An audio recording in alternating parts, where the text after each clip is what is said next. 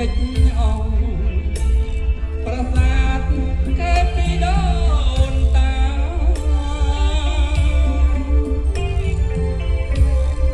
24កក្កដា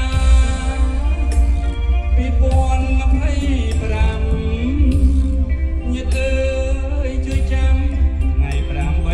ធ្នូ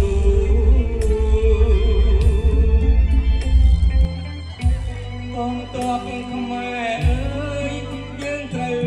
តែស៊ូទុកជាគំរូកូនចៅជំនាន់ក្រោយសែន